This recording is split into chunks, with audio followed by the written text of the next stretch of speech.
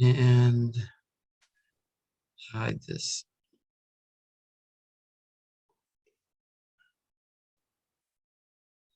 Okay, so today we're going to talk about really a different topic. In other words, not Kiddushin anymore, but we're going to have a little foray into the laws of Ketubot.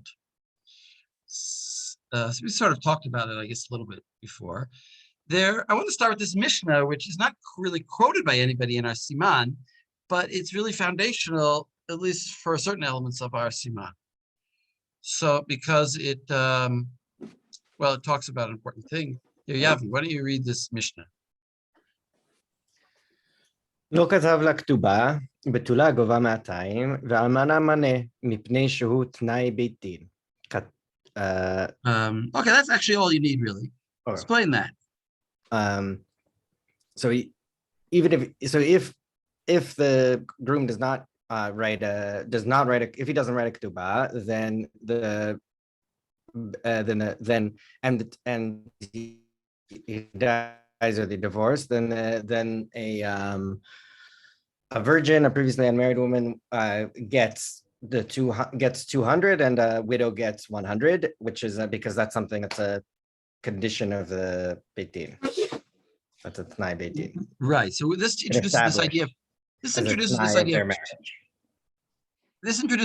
of T'nai Beit Din, which is critical, because basically what it's saying is that the ketubah is sort of unnecessary. Now there's a ketubah. The rabbis will give the woman her money because it's a T'nai of the Beit Din already. And so then we have to ask a question. So then we have to think about, well, why do we write a ketubah then? In other words, we don't really need to write a ketubah. Really, she has the money coming to her because of T'nai Beit Din, which some of the Farshim talk about. Why should we? Anyone notice? And can anyone remind us, why do we say that anyway we should write a ketubah? It's a great question.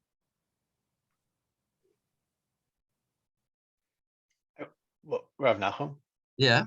Yeah, well, I mean, to begin with, that's the standard ketubah, right? It doesn't mean that there's always, for most, not so much in our world, but historically, right? Ketubot had other details that went into this. Actually, I was just at this wedding where he wrote an edition of 120,000 shekels. 120,000 shekels? Wow. That's Yeah. Then the rabbi joked with him, do you mean euros or shekels? Yeah. So you're right. No, that's true. Just for information, a Rabbanut's wedding, haven't done it, about a year ago. A Rabbanut wedding, which I'm the shliach of the Rabbanut, demands at least 150,000 shekels. 150. 150. So really? Look, I can't say what's happened in between. I can't say what individual rabbis do, etc.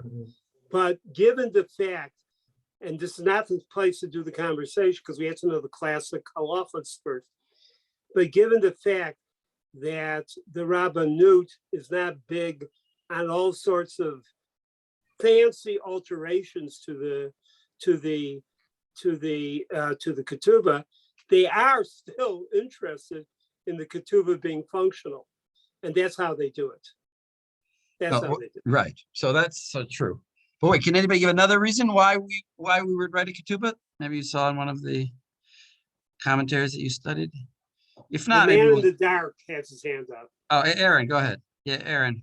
I'll lean forward so I'm a little less backlit. I don't remember if this was in any of the Nosei but thinking of the Mishnah elsewhere in Ketubot that says why you cannot just take 200 zuz and leave it with the woman's father, because there's some sort of psychological difference between actually having to give up 200 zuz versus 200 zuz you've already allocated. So I wonder, just like having the physical ketubah, there's another psychological difference in how seriously you take it.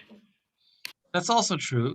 That's really dealing with why write it and not have it as money, but not why write it as opposed to doing nothing. And that's my question. But I think even if you're writing it, you have like a physical contract, there still is, I think, a psychological difference between you just sort of know it abstractly as it's T'nai Beit Din. So the other idea that I'm getting at is, oh, Yavni, you want to say? I mean, we had that statement from what was it, Masachet? That was from like the small Masachet that they kept quoting, the Masachet Kala, that like you can't go go into Yichud without Oh, you can't do right. There's a takana. You have to have a ketubah, right? But but why? But why? Oh, you're right. There's a Okay, yeah. takana. There's a takana that's right. You have to have a ketubah, even though there's this tanai beitin. All right, So okay. the words, I'll quote you the words. The words are delo samcha daita. She's not samcha daita. The woman, and basically the way I'll translate that is, she is unaware of this Mishnah. She thinks that she won't get any money, and she won't bother going to Beit Din to get the money. So when he divorces her and she has no ketubah, she'll just assume that she doesn't get anything, and will not even bother trying. Go a step backwards. How would you literally translate smichat dat? Well, you're right. It's an unusual use of the word smichat dat, because smichat dat means usually, well, that's a good question. How exactly to translate it? She's not thought, right. certain. If you don't have something, I have something. She's not certain. She won't resolve. Okay.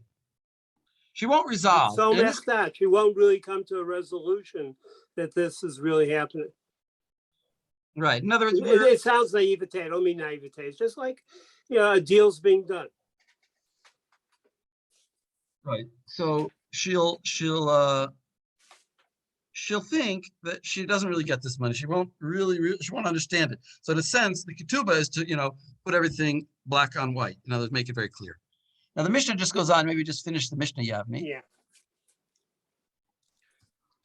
כתב לה שדה שווה מנה תחת 200 זוז, ולא כתב לה כל נכסים דאית לי אחראין לכתובתך חייב שהוא תנאי בית דין. So not only is the amount 200 or the 100 a T'nai Beit Din, it's also a T'nai Beit Din that all of his property can be like there's a lien on all his property for the Ketubah. Mm-hmm. And so what's his case?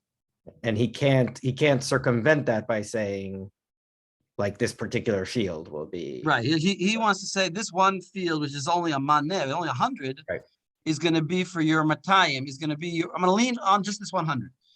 And then theoretically, she only gets out of that 100. And he didn't write that all of his things, it doesn't matter. It's still T'nai Beit Din that all of his nechasav are Mishua Bidim to her. In other words, which is another big topic, which is essentially he is mishabed all of his current property and his future property to this ketubah. So that if he loses all his money except for, let's say, a watch that he bought 10 years after the wedding, she can go, and that's all he's got, she can take his watch. In other words, she has a shiabud on all of his possessions, even future ones, which gets into a topic, which is, how can you mishabed something that doesn't exist? The watch isn't here right now. How can you mishabed that thing which doesn't exist? Lo ba'olam, right? Lo ba'olam, exactly. So, usually we actually like to read things in shir, not just me talk. So I won't discuss too much. Wait, I want to go down. Why won't let me go down? All right, so let's stop with the share and let's go to the Beit Yosef. And I'm technologically disadvantaged here. Yeah. So where are we? Oh, wait a second. I just want to stop the share. Oh, here. Did I stop the share? Oh. No? Not yet. Why is it telling me new share?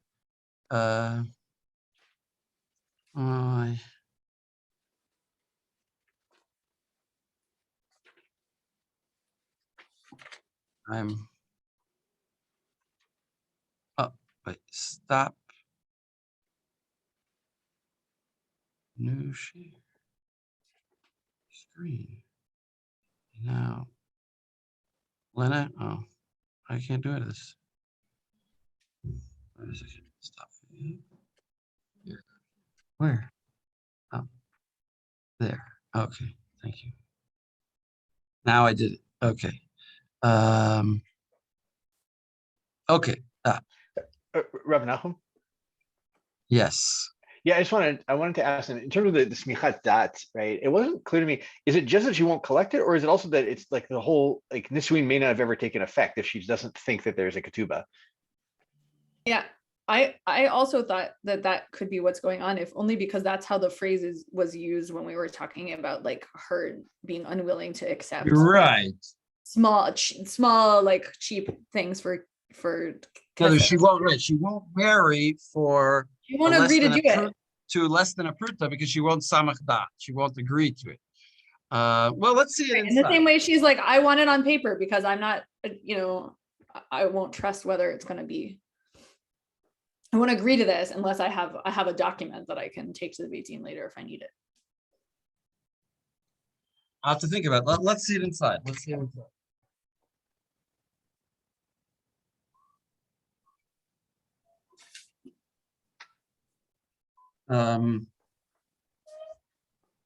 We're inside the book. Yeah, we're inside the book. Joel, do you remember exactly where that phrase is? I don't. I'm assuming that I might have learned it with Sarah, and that's we may have influenced each other, or one of us. But is that possible, see it Sarah? and we did talk about it. Yeah. But I think because we didn't learn all of the Siman together, we only learned the Shulchan Aruch together. So And we learned the tour. We didn't do all the Beit Yosef together. That was Here. So let's start with the tour. Here, Joel, maybe you want to read. all right, sure. Samachvav, אסור להתייחד עם הכלה, קודם שיכתוב לה כתובה. והבעל נותן שכר הסופר, שחכמים תקנו כתובה לאישה, כדי שלא תהיה קלה בעיניו להוציאה. ואפילו אם ירצה לאחד לה כתובתה במעות או בשאר מטלטלין, אין שומעים לו, אלא צריך שיכתוב לה שטר על עצמו בדמי הכתובה, ויהיו כל נכסיו משועבדים לה. So, all right, so he can't have, there's no yichud until he's got a written ketubah, according to the Torah, right? He has to pay for the sofer's fee to write the ketubah. And the whole point is of the ketubah here is that it won't be easy for him to divorce her, to dismiss her. So the whole idea here is that, right, Yavni brought this up. For instance, right, if he sets aside the money and he sticks it, either was a Mishnah, either in her father's house or even in his parents' house, the money's already set aside. So he's like, all right, I already lost the money. So, he's not worried about it at that point. So that doesn't accomplish the goal of the ketubah here. In other words, so we don't list, even though like if I have a refund coming to me, mm-hmm. I don't want to lose that refund. Exactly. I don't say, well, I already spent the money, so who cares? Here he's put the money, but like if he doesn't divorce her, you're saying, but he won't get it. He may never get it because it may stay there the whole time. It's not like at the moment, once it's already set aside, it's not like he can, take out use that money at the moment to buy himself something, right? It's already set aside, and therefore he already has written it off almost at that point. And so he's like, all right. He could write a ketubah and get the money. You get them, yeah. That's exactly right. If I write a ketubah, and get it back, that's true. He could always do that. But then, if his whole point is to not write the ketubah, then he of course right. Then we're back to where we started, which is that we right. So in other words, putting money aside and saying this is your ketubah, it sort of works because she's got her money, but it doesn't fulfill the idea of as a preventative measure to prevent him from wanting to divorce her. Mm-hmm. So. And he needs to write it all that's about on him. It's got to be on himself for the amount of the ketubah and everything he owns, all his property. And we saw, of course, right, even in the modern ketubah, the ketubah that at least we had at least since the Rambam, if not earlier. It says, right, datid lamakna, I think is the term I stuck in the chat. Datid an lamakna, is meshubadla. So you can, even though ideally, if I remember correctly, you collect from the edit. For a ziburit, sorry, opposite way. If you collect from the ziburit from the ketubah, at the end of the day, any property he has it can be used to collect for the ketubah if he doesn't have enough ziborit. So. Right. Okay, so let's look at the Beit Yosef. So here, Raphael, maybe you'll read a little bit.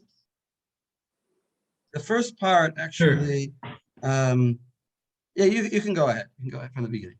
From the beginning? Where it says, yeah, where it says, I'll us, you know, usher the Yeched imakala. אסור להתייחד עם הקלה, קודם שיכתוב לכתובה, הוא פשוט. פרק כמה דכתובות, בהאו עובדא דרבי עמי, שר על מיבה לכתחילה בשבת. אמר לי, והא לא כתיבה כתובה, אמר לי, התפסוה במטלטלי. כתב הראש בתשובה כלל המדבר. So that's that Gemara that we've seen before that says he can just take metaltalin as a kind of, it sounds like it's a temporary measure. And then after Shabbat, he'll write the ketubah. So go on, וכתב הראש. וכתב הראש בתשובה כלל המדבר, שכתבת שנהגו במקומך להרס נשים, להתייחד מהם ולדור ביחד בלא חופה ובלא ברכה, מנהג רע הוא זה.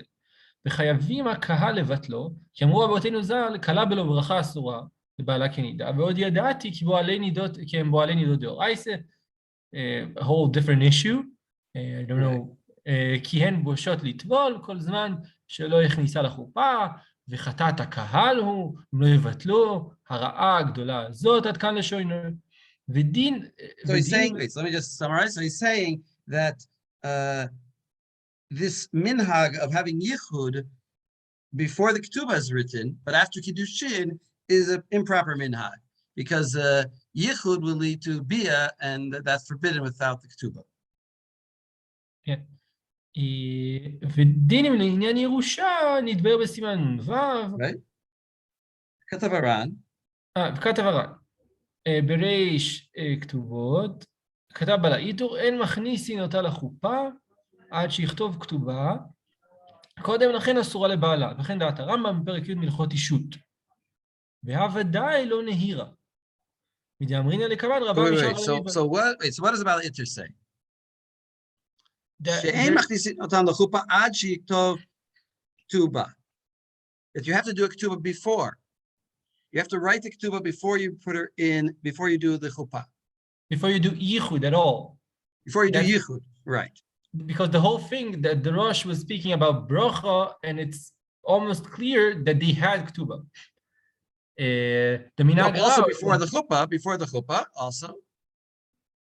But it's not written that they didn't have ketubah. That's part of like his machloket here, because like Beit Yosef will say that Rambam v'dat Bala Itu isn't completely conceivable with the Gemara, because the Gemara says that Rav Ami actually like permitted a yichud without ketubah. Right.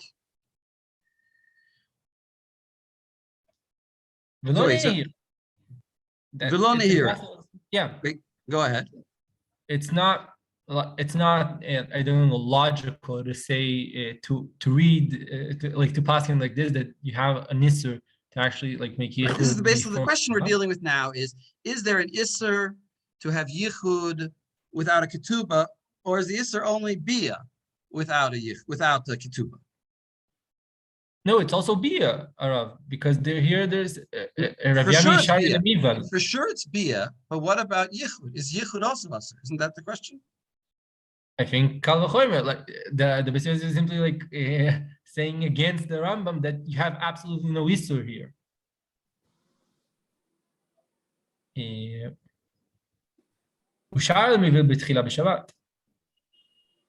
But let's continue. לכמה רבמי שר על המיבל בתחילה בשבת, ואמר לה, תפסו מטלטלי. בוודאי ביום רביעי כנסה, דלא עברה תקנת חכמים. על משרי He married her on a Wednesday, and now comes Shabbat.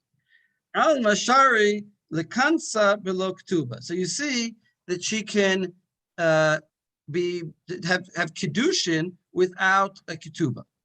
She can have bedin shalom atzinu shetiye asura lityached below ktuba.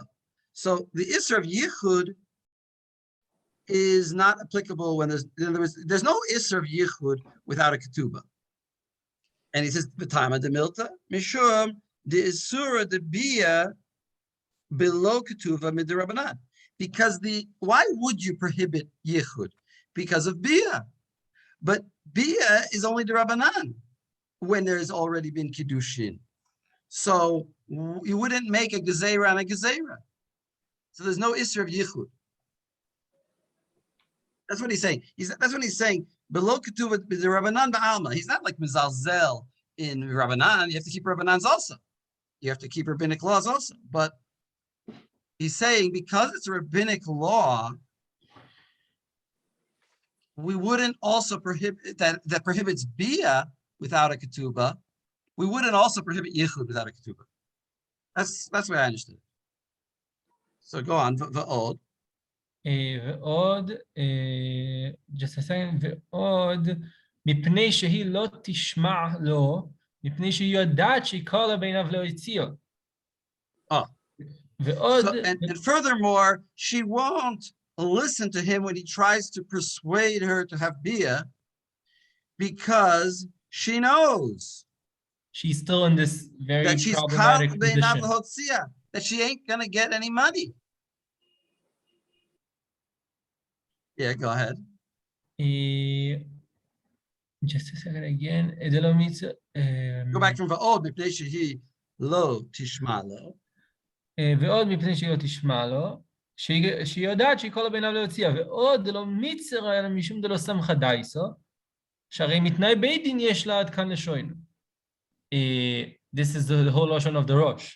Basically, we don't have any, there's no actual isul here. Like his maskana in the end, that the issue of lo samcha daiso is not, makes it like something very superficial. The way I understood it is like this: Va'od de lo mitasra, that really she's not forbidden, except for one reason. Mishum, in other words, again, she's a woman who has kiddushin and maybe even chuppah, but without a ketubah. So she's not forbidden, except for one reason. Why is she forbidden? Mishum de lo samcha daita, and I'm saying it's because she's unaware. She's unaware. What is she unaware of? Shahare, because really, hare mittanai beitin yeshla. She really has a ketubah. Notice what he's saying is like this.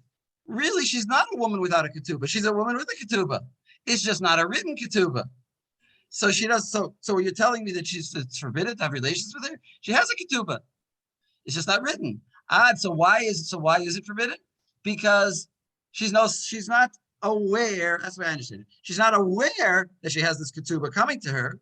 So then we're back to this problem of he'll get rid of her, he'll divorce her, and he won't pay her because she's unaware that she won't bother going to Beit Din to collect those monies that are due her. So that's why I translated it like that, Sarah. I don't think it's a little samcha daita that she won't get married in the first place, because we're not talking about that. She already is married. I'm sorry, sorry. Oh, Rev Lennis. Go ahead. Yeah, go ahead. To be helpful, I think, at least helpful, not helpful for me. Look, you have they're building a system. You know, thing I always come back to. They're building the system. The halacha here is enough to get people married, but often not strong enough to avoid the second part, which is setting a social policy. Trying to set a social policy. But the social policy itself has to be allow for what do you do in an emergency in which they get married with the chuppah and the sofer didn't show up, or the Eidim were there for the Kiddushin, but the Eidim weren't there. And then they're going to wait until after Shabbat. All right, so you have unique situations. You never want to have a social policy that someone's going to wait to Motzei Shabbos. What happened? The first bia, he has premature ejaculation. There's no real, maybe he doesn't feel so great about marrying this guy afterward. Oh, no, there's also a lot of things that take place. And then they're separated for a week. You know, you have to have a public policy that protects her, a public policy that restrains him, and a public policy it has some self-reflection. I'm missing one point, then I'll get to it. Self-reflection from the Balei Halacha that, there are certain halachic, it's not the Erases we're talking about. We're really trying to have drabbanans that have a good social policy. What's my last part? That you have, it's not what I want to say, but that you have some leeway once you have to have b'di'evos. You have to have b'di'evos. What do you do when things? So it's a complicated thing. And here's what I wanted to add. I wrote down a note to myself. And it's helped, I just find it fascinating, when all this moves from the legal sphere, the civil sphere, the communal sphere of a contract being made, and it's buoyed by having by making it into part of the ritual. All of a sudden you have these kesubas. I remember when no one put kesubas up, no one hung up because no one had fancy kesubas, except somebody in Italy from 200 years ago or 400 years ago, but it gets, so now you have a fancy thing. Oh, how can you have a marriage without a ketubah? Well, we say drabbanan, you can't, and it's good social. Hey, look how beautiful the ketubah is. And hey, who's writing your ketubah? And, how much did you pay the guy or gal to write your ketubah? Okay, that's what I want to say. So a lot of, as they construct that, think about the derisas, very few. Think about the drabbanans, a lot. Think about leeway, but enforcing it and constructing a ritual that protects the civil society. That's I can't think of another word now. A civil society that's being created within society. I mean, a wedding ritual can't be so constructed. By the way, it's an interesting question about newfangled things. If the people in the whole community who are don't understand what's going on, no one understands what's going on. So lo samcha daita, there's no speaks of anybody. I say that as a question. I don't say it as a condemnation necessarily. Sorry for taking up so long. Thank you very much. Wait, Raphael, you want to say something? Yes, only to give a chizuk to what Rabbi Landy said. Actually, like when we see the language of Tnai Beit Din, the Mishnah, the Gemara creates something a bit different. But Tnai Beit Din in the Mishnah is basically a derivative of the word of the Takanat Chachamim in a very specific sense of b'di'evedim, meaning it's not actually if she has a ketubah. We treat her as if she has a ketubah because he didn't write for her ketubah. Meaning, Chachamim, when they did the takana of actually writing a ketubah, it's only in the place where there isn't a ketubah. If there's a ketubah, then obviously that's what takes precedence. Well, not necessarily. Not necessarily. Not necessarily. The end of the Mishnah said that if he wrote in the ketubah, you can only take from this land. We don't care. She can take from all of his stuff. In other words, even if there's a ketubah written, the Tnai Beit Din takes precedence. Because that's part of the idea of Tnai Beit Din. Tnai Beit Din is supposed to be like the minimum wage. The way that things, the minimum wage, or the way that things, we will, it's Beit Din saying we will take care of reality if someone does against the law. Because the takana is actually writing a ketubah. That's why the Mishnah doesn't use the language of Tnai Beit Din on 12. The Tnai Beit Din is only on the ma'atayim that she gets if he didn't write her, meaning on this di'evedis situation, that she gets it even though she didn't. But the Ran in his tshuva that we just read is using this fact to prove that there is no Isser Yichud with a woman that you have given kiddushin to and have not yet given a ketubah to. That's his point. That's the whole point of that piece. But Joel, you want to say something?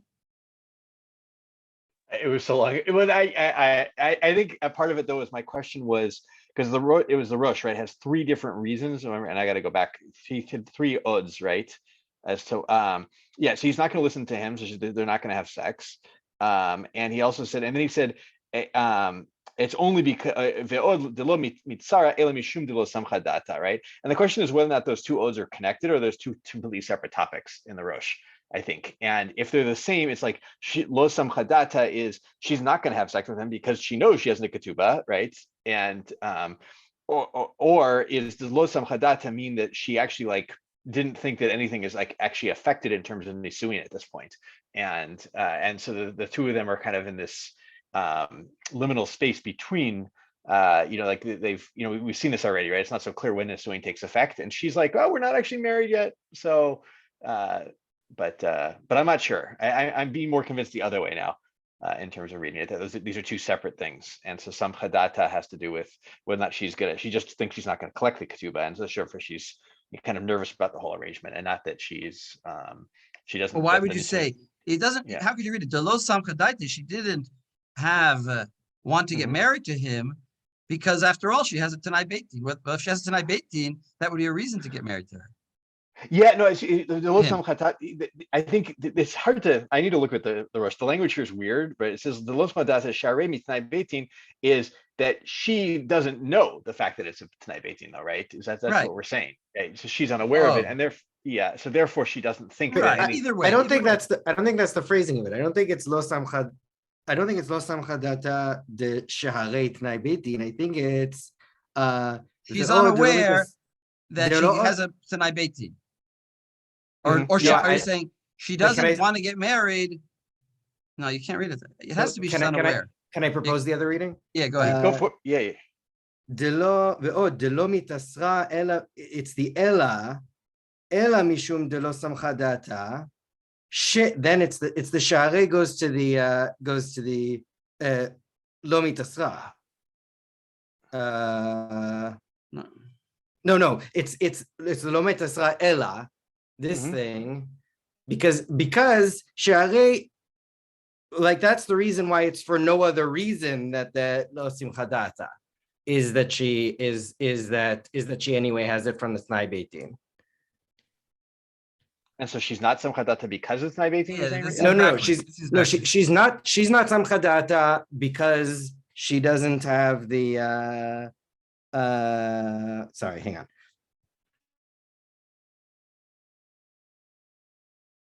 Because she doesn't have her ketubah. Because she's not willing to do it only with the only that's it. Oh yeah, okay. Right. So I think it seems like there are basically two options. Either she doesn't know about this Tanai Beitin, and then the concern is that she's just not going to collect at all, or which was the way I had originally read it, which maybe is not correct, was that she does know that it's a Tanai Beitin, but she's not kind of willing to go on that. She's not at ease. She doesn't want to have to go to the. She's not trusting of the rabbis. There's no full I don't know. resolution. It seems so crazy to me. They don't say she's misnagate. It doesn't say here that she's foolish. It doesn't say anything. It doesn't give her full resolution. Okay. Yeah, she doesn't feel like gives full resolution. You want to think it's enough to have a handshake to kiss kaf? You think it's enough that she takes a ring? You need full resolution. Signed, sealed, delivered, baby, I'm yours. I mean, it has to be the full thing. I still think that Shaharei doesn't mean that, but okay. I think that that's a new. I don't think you can read it that way, but whatever. It's not that. I think important. The way if we want to do it your way, it should say de. It should say she. It shouldn't say Shaharei. It's lo samchadata she mitai mipnai beitin yeshla. Well, I'm translating. She lo samchadaite. She is unaware that. You're right. I mean, mine's also. She's unaware that she's going to get the money, and behold, she has the money. She really does have the money. She lo samchadaite. She's unaware of what is really magia lo. That in fact, you're right. I mean, you're right. I agree with you. My reading is also not perfect, but okay. I think we can go on. Like she's anyway. Fine. Yeah. I think we can go on. But okay, I can't help it. So it's so interesting. In other words, in a certain way, the ketubah is the cure for a problem, but like all cure of the problem of making sure that she's protected. I mean, protected from a callous husband or something like that, or a frivolous husband. At the same time, like all solutions, it creates problems because it's really here you need now all of a sudden you need smichas das on something else. In the old days before ketubah, kedushin was all right. All solutions create little problems, but they can be overcome, I think.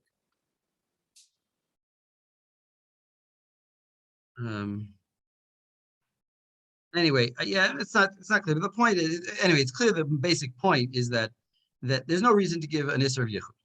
That's ultimately what we're trying to say.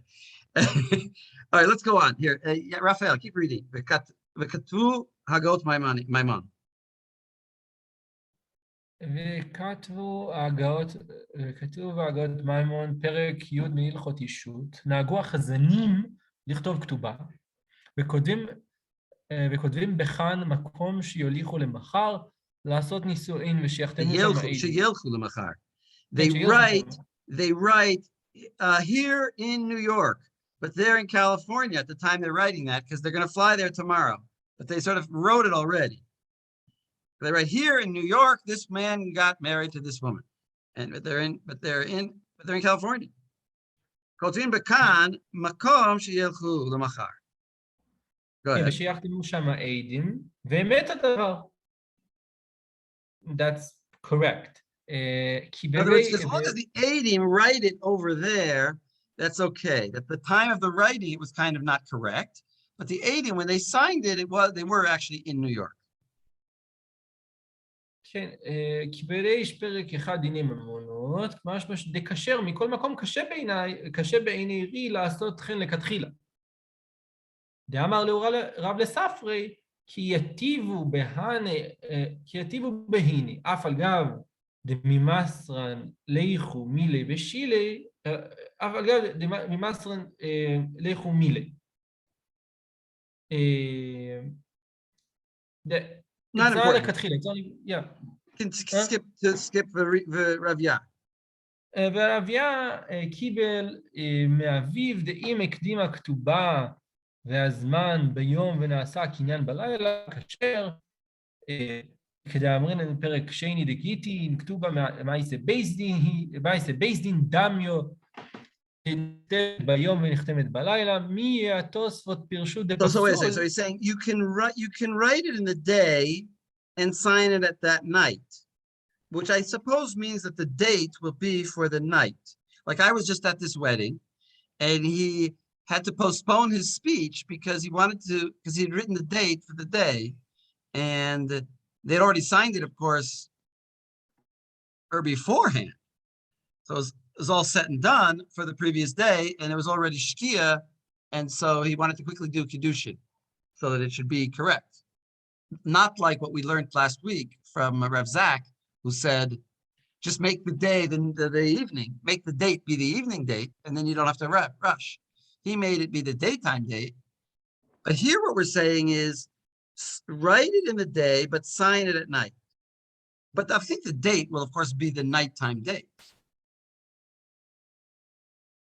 Yeah?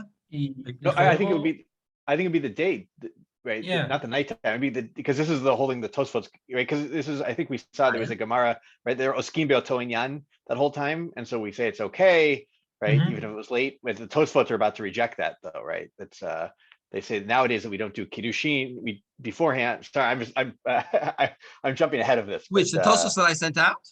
Yeah, this is you sent this out in the sources. Yeah, so we're going to see it in the Beit Yosef too. He's going to quote the Tosfot, I think. So okay, so wait a second. Because I think Rav Nachum, I think from the Gemara, this Mas and the Gemara that the Rav and the Rav Right, so you know what? Let's go to this Gemara and this. Okay. So, if we're going to talk about it, because I handed out, and maybe I understood it differently from everybody. Maybe I can learn something. I'd be happy to. So wait a second. Let me share my screen again. Just or I can tell you where to go. Maybe it's better if I tell you where to go. Just a second. I'll tell you where to go. Because you all have Gemaras.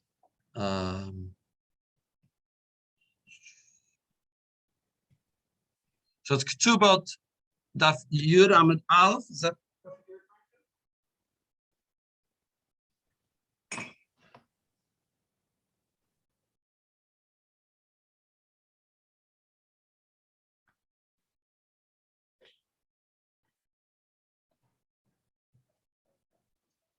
Can I say on all our behalf that it's okay to share the screen on this? Oh, you're always the one who doesn't like sharing screen. I know that. I did it behind your back because I Okay. always say go back to the Gemaras, but it might be good right now to share the screen. Okay, here's the screen. Here For it this is. one. Ketubot, Okay, good. Thank you. Daf Yud Amud Aleph. This is the top of the page if you have an actual book. Here, Joel. Itmar. Okay. Well, yeah. Itmar. That was very top of the page. Itmar. Amav Rav Nachman Amar Shmuel. This is the one. This is the one you. This is the one you meant. Yeah. This is the closest you meant. It's over on the left. but Amar Rav Nachman. I think so. Yeah. Let's Okay. just find out. So anyway, this is very important. Anyway, this Gemara. So go ahead. So, all right. Idmar Amar Rav Nachman Amar Shmuel Mishum Rabbi Shimon ben Elazar Chachamim tiknu lahem livnot Yisrael livtula matayim uvelamana maneh vehem hem minuhu sheim amar petach patuach matzati ne'eman. All right. So we have two different things going on here. So we have one is that we have the ketubah we have a standardization of the ketubah. It's 200 for batula and 100 for an almana. And if the man has a claim against her claim of being a batula, we believe him, right? What do you mean? What does it mean by chachamim tiknu? So I think that they set a standard that you have to give a ketubah of at least this amount, right? Wait, but then what? Wait, I want to read it you want to say because you want me to say it's Darabanan. That's what you want me to say. That's what I want you to say. Yeah, but I want to read. Let me read the Mishnah, even though you read it correctly. The Gemara. Go for it. Yeah. Let me read it again. Itmar, Amar Rav Nachman, Amar Shmuel, B'shum Rabbi Shimon ben Elazar. Chachamim tiknu lehem lebenot. The rabbis made a takana that benot Yisrael, that the betulot should get for the women of Israel, that the betulot should get matayim, the almana gets 100. Vehem heminu, and they believed him. She'im amar petach patuach matzati ne'eman. He's believed. In other words, we have this concept of the hapeh she'asar, hapeh she'matir. I think even Rashi says it. Even that does Rashi say that? Not exact. I don't think in those words, but not in those words. But the idea is, hem amru v'hem amru. Rashi says. Yeah. The first Rashi. In other words, you might come and say like this: why should a woman lose her ketubah just because a man says, well, I found a petach patuach. I found that she violated. She was not. She told me she was a betula. She wasn't. So she doesn't get her ketubah. It was a mechek taut. Why do we believe him? Maybe he's lying. And we're going to take away her money. So the rabbi says you can't come to a claim like that because the whole reason that the women get the money is because the rabbi said they do. So if the rabbis are the ones who gave it, they can also take it away. You can't say why should we believe him and they lose their money? But the rabbi said that, and they said that. They said she gets the money, and they said believe the man. So it's not like the woman was a priori magia to her this money. It's only because the rabbis gave it to her. So the same pair that forbid can. So that's kind of what the Itmar is saying in isolation. The Itmar is just saying this thing that don't come to me with any claims of unfairness. That's the way I understand it. Well, it's a formal argument. It's an argument from authority, as you just say. This pesha or a pesha hitir or a pesha hitir. Right. Give her the money. Right? The hand that gives is the hand that doesn't give. I wouldn't say take away, or doesn't give, or takes away. But it is the hand that takes it. But I would say, in other words, I would say, which is different what you said, and I'm sure you're right. I would say that this is the imperfect nature of figuring out these things. Like this is as far as they can get, and it still leaves it with somewhat of a problem. But it's a formal argument that the rabbis are, that Tosfos is makabel. But also there's like a fear here, right? That sorry if you were saying this, but I missed it. But it's like the fear is that, well, he can game the system at this point, right? He can say, right, he can marry her. We're about to get to that. We're about to get to that. So Yeah, read the okay, next piece. yeah. So But he shouldn't game the system. yeah, V'im ken. maho ilu chachamim b'takanatam. What's the effect of the takana? In other words, right? I'll read the Rashi. Right, imken shebeyado leafkia. If he can just say to petach patuach matzati, maho ilu chachamim b'takanatam shetaknu la ketubah. Right, so he can actually, if he makes his claim, she leaves without a ketubah, so he can essentially get around the whole thing of making it hard for him to divorce her after that first night by just making a claim that she wasn't a virgin. And so that seems to be a contradictory thing. The rabbis have the takana has no effect. In other words, exactly. The takana is a very nice takana, but it's not actually going to be operative because anytime he wants to avoid the money, he'll just say petach patuach, and then he's going to get out of it. Okay. Just because that's only sort of true, right? Because that's only right after the first right? Like 10 years later, if he wants a divorce. Yeah, I was wondering the same thing, right? 10 years later, you can't say petach patuach matzati way back then. Yeah, I suppose not. My assumption was that this is a case of we don't want men who essentially marry women to sleep with them, and then he's gonna divorce her with no consequences the next day, essentially. Or we don't even believe him if he comes 10 years later and says it. We say, well, what Boker Tov Eliyahu, what Mapi told me that you can just come today. You didn't notice anything. You didn't come to us immediately. That's why a virgin is married on Wednesday, so that we can go to the Beit Din the next day.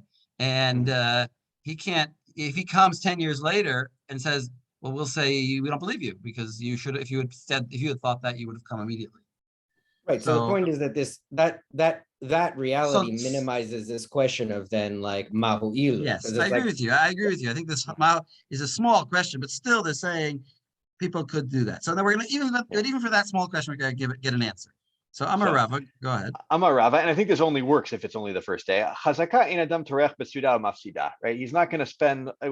He spent all that money and work on the suda for the wedding. He's not so willing to make a false claim of petach patuach matzati, because then he did what? He did thousands of dollars of preparation, just to be able to get out of it quickly for. And then he's going to have to do it again next time he gets married. Exactly. So a person's not going to go to all that trouble and then mafsida. So therefore, what? So therefore, the takana is a useful takana in all circumstances, even in the next day. It's a valid takana. It's a useful takana, and it's all on the premise that the rabbis were the ones that declared that the woman should get 200 or 100, depending on her status. Okay, so go on.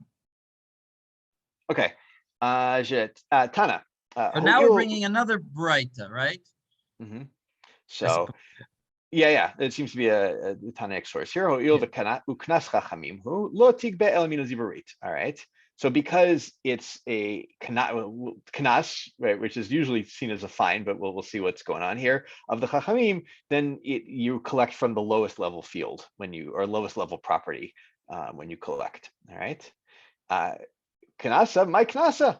Wait, what kanas is here, right? Kanas sounds like a punishment, right? Usually how we use that word. Right. There's no crime been committed. So they said, okay, no, kanas is just it's a fill-in for takanat chachamim. In other words, because it was something that the chachamim made as a takanat. In other words, it's not dioraita, right? We collect from the ziburit. All right. Rabban Shimon ben Gamliel. Wait a second. So now we have. First of all, we had this itmar in the name by Rav Nachum in the name of Shmuel, in the name of Rav Shimon ben Elazar, that it's the Rabbanan. And now we have a takana also. We have another brisa that says it's the Rabbanan. Right? Mm-hmm. Yeah. Okay. And that's why you collect from the less money, from the less valuable land. Mm-hmm. So. But okay, Rabban Shimon ben Gamliel Omer, Ketubot Isha mina Torah. All right, so he new opinion here that's the continuation of that braita. Rabbi Shimon ben Gamliel Omer, he comes along in that braita and says, "No, what are you talking about? It's the Torah law." So, but we have a problem. So.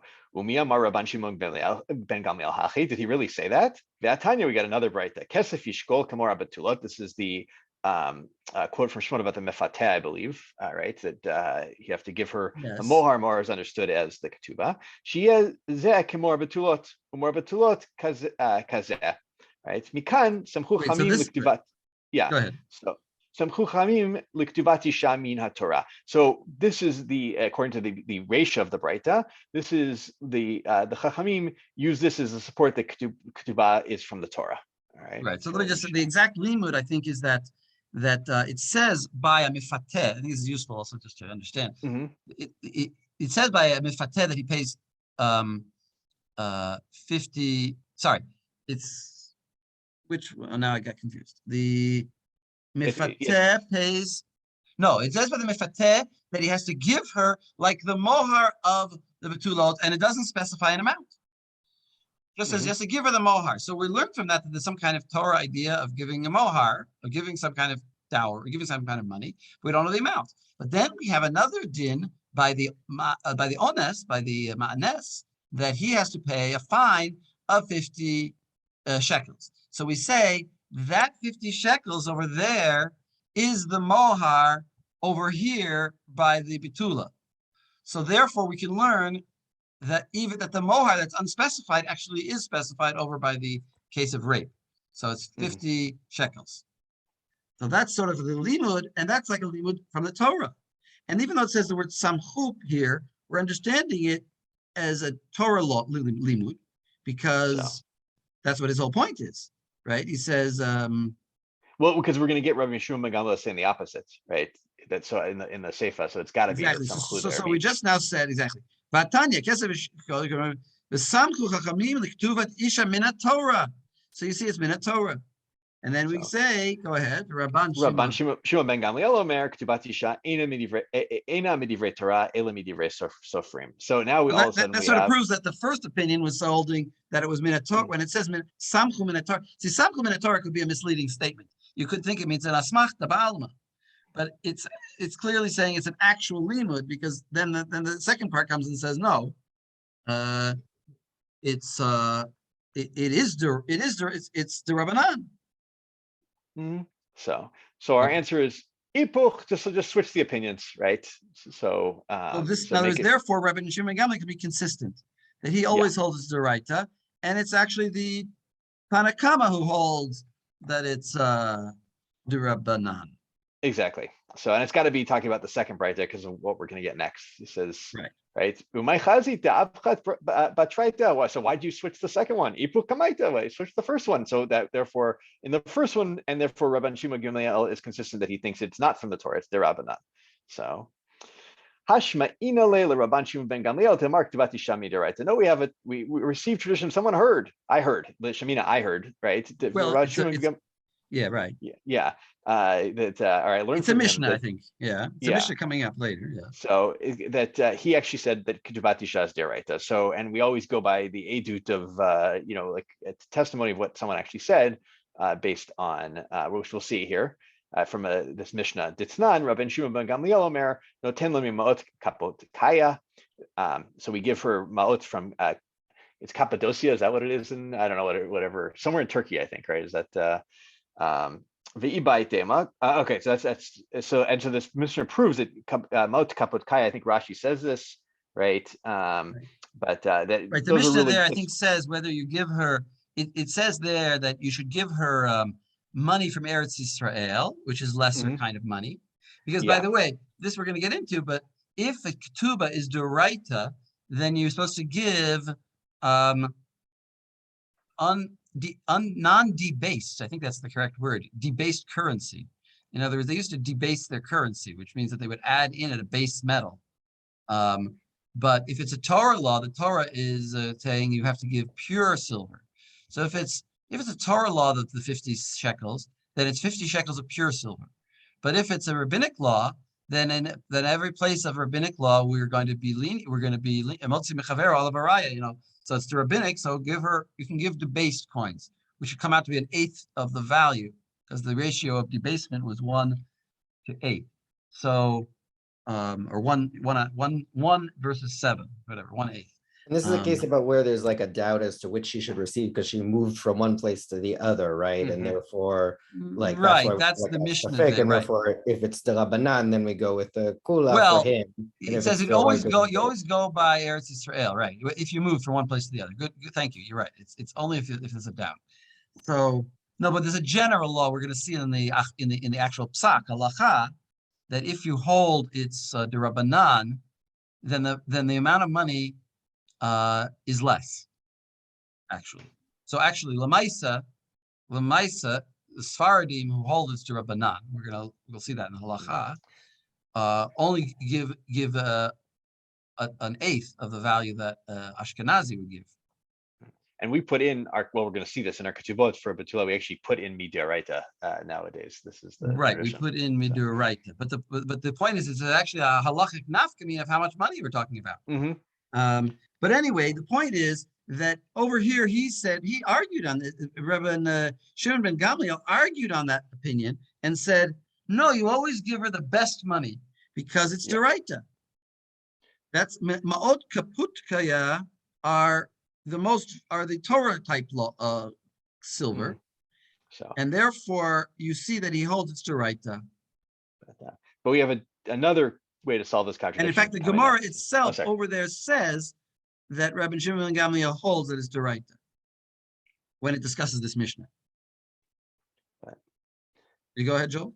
All right, maybe you don't like that answer. So if you want to say this, Kula Rabban Shimon ben Gamliel, that whole second Breita was Rabban Shimon ben Gamliel. V'chasur michsura v'hachi katani. So no, we're missing something in that Breita, and here's actually how it should be taught.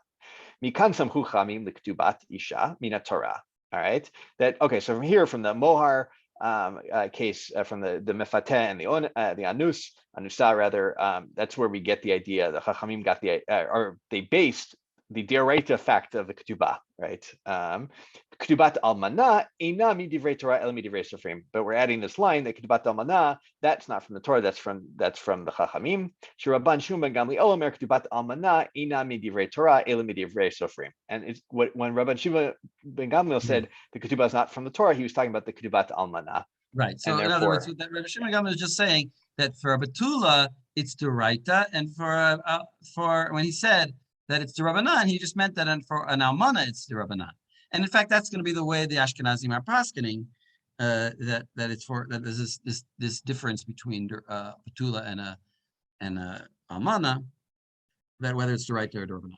So here, by the way, this wasn't the Gemara that I was talking about. I realized. Oh, yeah, I guess it's not the Gemara. That was from Gitin, the one I was talking about. But yeah, anyway. Okay. So maybe all right, all good. Anyway, this is really connected to Sif Vav, which we'll see, where we ask whether it's Deraita or Drabanan. Here, Andre, maybe you want to read the beginning of this Tosfot, as long as we're here.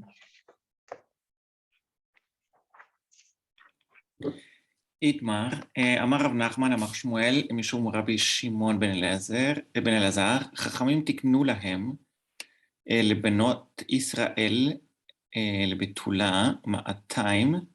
No. Read the Tosfot. Oh, sorry. So you haven't scrolled down on the share screen. Oh, I'm sorry. I forgot that you're looking at my share.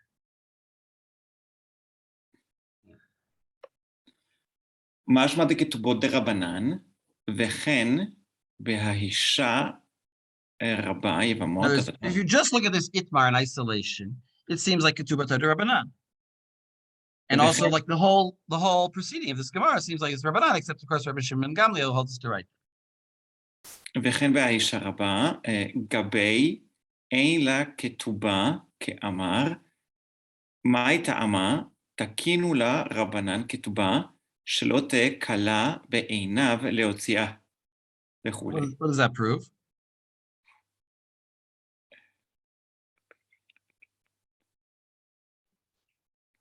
That it's the Ramanan. It's like, that's what it's saying. Right, because it says the word tiknu. Right, why did they make this takana? So that he won't divorce her through light, in a light manner, without realizing its consequences, financial consequences. So therefore, you see also that it's Rabbanan. Go ahead, Andre. Alma stama de ashas, סבר דכתובה דרבנן, וקשה דנהגו לכתוב בכתובה, כסף זוזי, מאיתן דחזו, לחם דאורייתא. Wait, so stop. So explain. So they're saying that the Shas is saying, is explaining that this whole thing of the ketubah as a takana is problematic because we have to write the money on it. Now, Alma, we see stama de ashas, that the simple opinion, the not the simple, the main, the opinion of the unauthored shas is that savar de ketubah de rabbanan, that's ketubah is rabbinic. And then he says vakasha, and this is difficult. Why is it difficult? You tell me. דנהגו לכתוב בכתובה כסף זוזי. Keep reading. מאיתן דחזו, לחם דאורייתא. Right. That's his question. You understand the question? No. No. So he's saying, this is an interesting kind of Tosfos. See, Tosfos, usually we think of Tosfos as asking a kasha internally. This Gemara doesn't fit with that Gemara. How can you say this? We have another Gemara that says something else. And there are many Tosfos like that. But there's a few Tosfos, and there's also many that are different, that are asking from reality, from the minhag.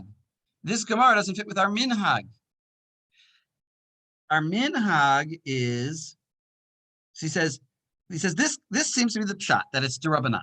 And yet our minhag is we write kesef zuze, which means those zuzim are, well, what kesef are? Kesef zuze meitan dechazu l'chi, that are fit for you. In other words, the Chatan writes, these are the zuzims that are magia to you, that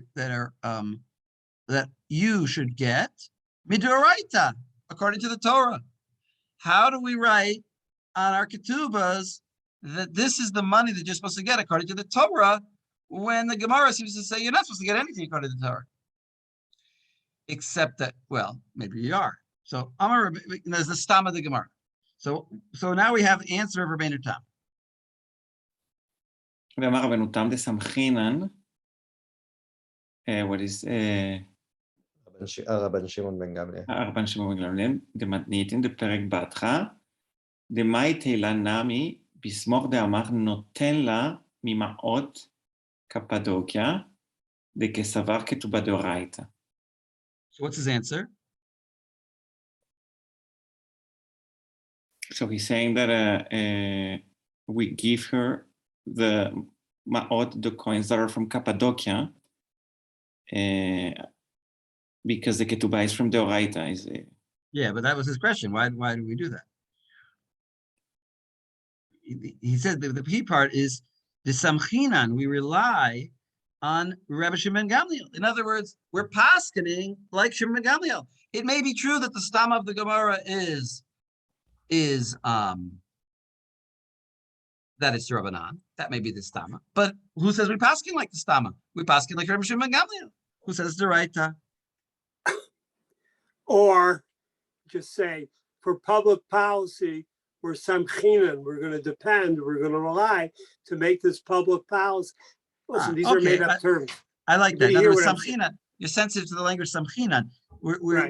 We in order to do it, to justify our custom, we must be that we are relying on Reb Shimon Gamliel.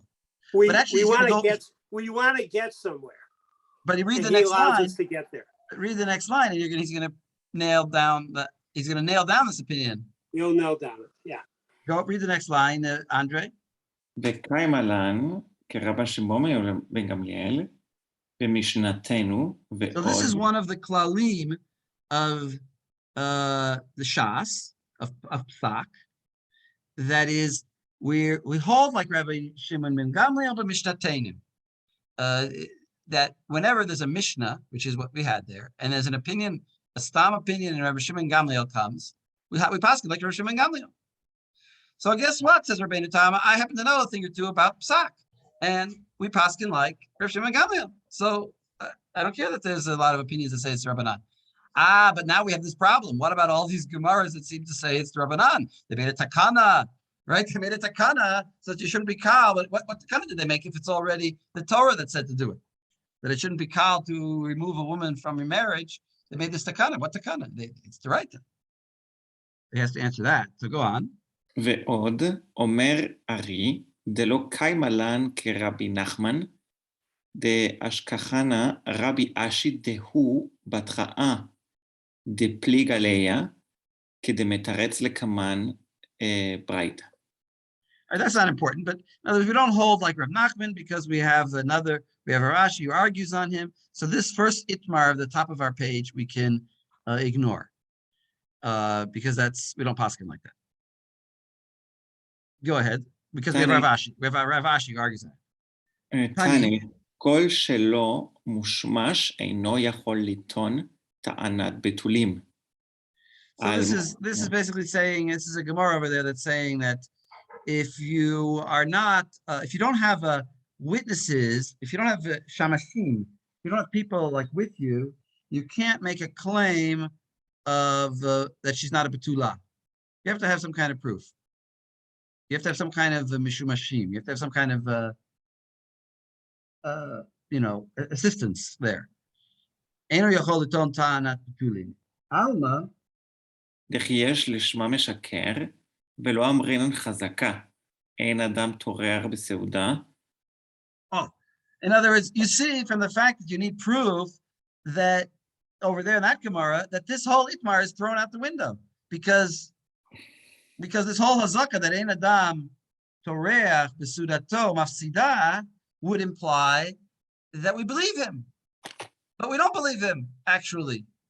This is like major kiddush. This whole famous statement that everybody knows, or some people know, that a person doesn't make a suda and then lose it, says Ri, is not the halacha. That hazaka That's in the Gemara. He's just quoting the Gemara. Yeah, well, he's quoting that Gemara, but he's putting two and two together.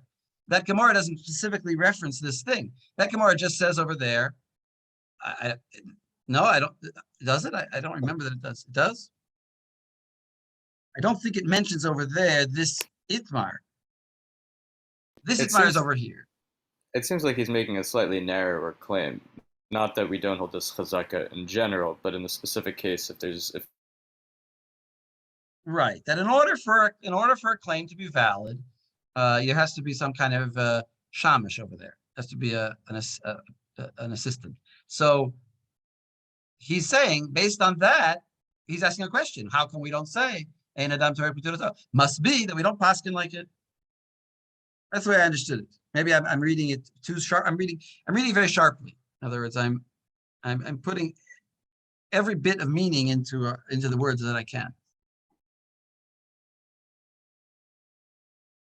All right, Andre, go on. וכן פירש רבנו יצחק בן רבנו מאיר דרב אשי פליגה דרבא נחמן והדאמרינן באישה רבה מאי טעמה תקינו רבנן כתובה. So now he's going to explain, why does it say why did the rabbis make this takana if there's no takana? That was my question. So haki perusho.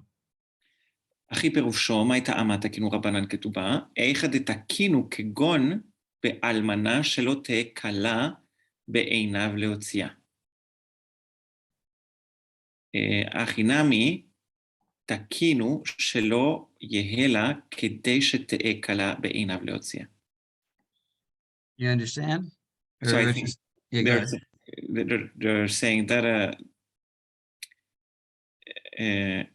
he wrote the takana, that they made this takana as if it was an almana, in which, in the eyes of the, like I understand, like it won't work because she's not seen as a leotzia, but why does it say that they made a takana if they didn't, if the Torah said it?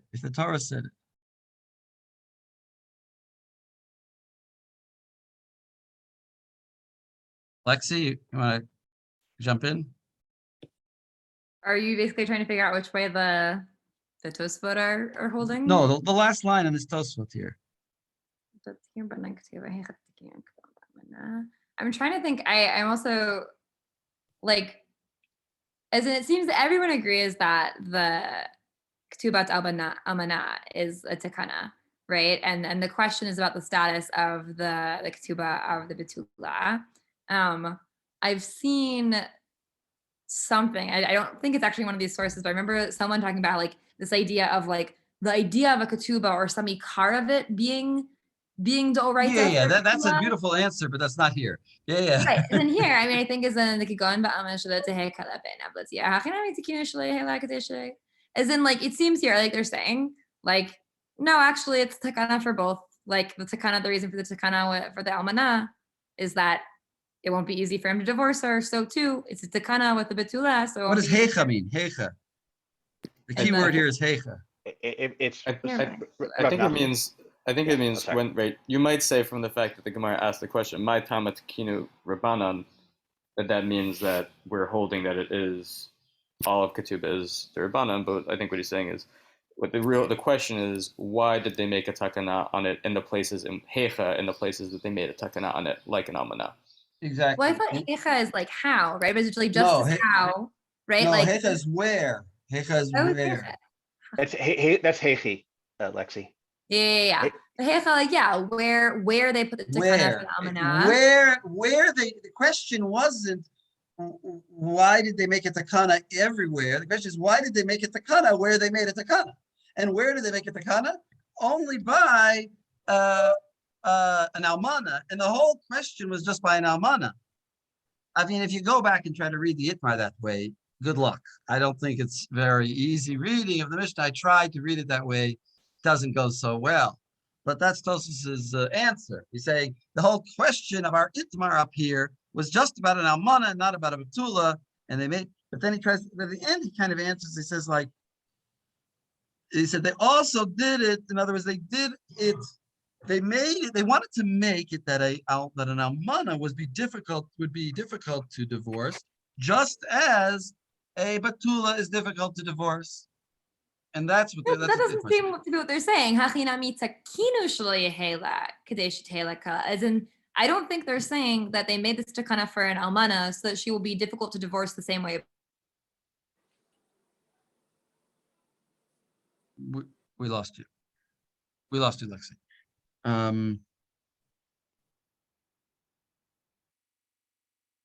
My time at Tiknu Rabbanan Ketubah Hachi Perusha. My time at Tiknu Rabbanan Ketubah Hechad the Tiknu Kagon. For example, by Almana Shalot Ye Kala Be'inav Hotziat about Almana Hachinami Tiknu Shalo Ye La Kede Shalo Ye La. So too, they made that she would lose her money. Right. It's referring to a different case. The question I guess that a betula would lose her money. It's referring to that he should dafka want to get rid of the betula when she was lying. It's referring to a specific case. The case is referring to is a woman whose husband was lost at sea and then married a different man, and then the first husband came back. And for that, they get rid of the ketubah. Presumably, the ketubah, by this reading, you have to say the ketubah that they can get rid of, i.e. the second ketubah, when she was married as an almanah. And that's the case where they made a takana that she doesn't get her ketubah, so that it will be easy to divorce her, because they dafka want to encourage the divorce in that case, as opposed to discourage the divorce. That's what it's referring to there. Very good, very good. But either way, very good. But either way, it comes out that what the answer is still that you have to read the Braita, not the Braita, the Itmar, the Itmar is talking about an almana in particular. Not the one on this amud. Not the one on this amud, because this amud is just Rav Nachman's opinion. On this amud, we don't have to read it as an almana, because it's just Rav Nachman. It's Rav Nachman's opinion here. Whereas it's the which we rejected. Thank you, Yafi. So you're saying we're talking about that other Gemara. Okay, very good. I didn't look at that other Gemara. You're right. Thank you. So Nachum, you still have your problem? No, I don't have my problem, because the real thing we're going to do with this Itmar is just reject it. is just say we don't paskin like because Rav Ashi goes against Rav Nachman. So this whole Gemara, basically, all these statements here in our Gemara that say it's Rabbanan, we're rejecting, and therefore we're coming out that it is the right of her betula. So say the Tosfot, so say Rabbeinu Tam and Ri. I wasn't looking at it fully in context, but I think that what Yavni said, is correct to hear. Like the hachanami, right, is specifically in the case of like that we want it to be easy here, right? For her to be. Oh, but in the case of the other, in the case of the second, in the case of like she got remarried, he came back, etc. Right. That is in here too. We made it to kind of because we want it to be easy, right? But that doesn't seemingly say anything about the nature of Betula's normal ketubah. Right. And Nachum, I just would add very quickly.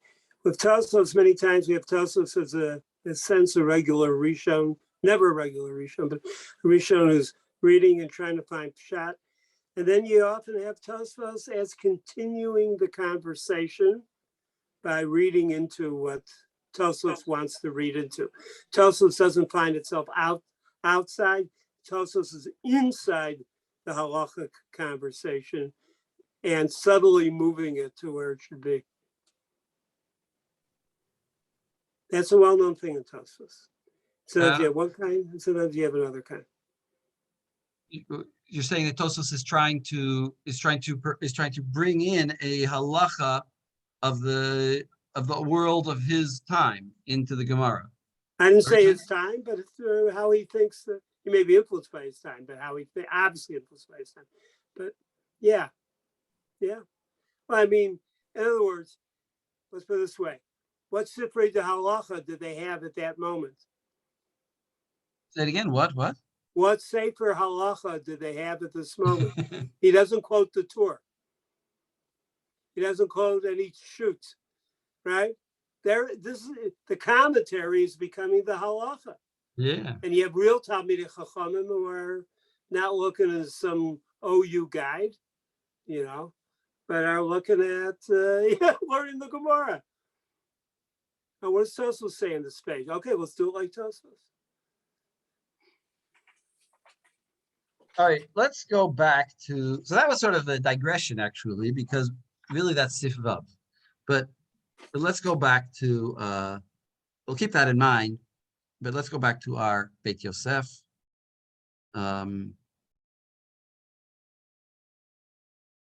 And here, Sarah, maybe you want to read? I think we're at Ketubot Hagot Maimani. We started reading that, but I think we stopped in the middle. Maybe you want to read from there.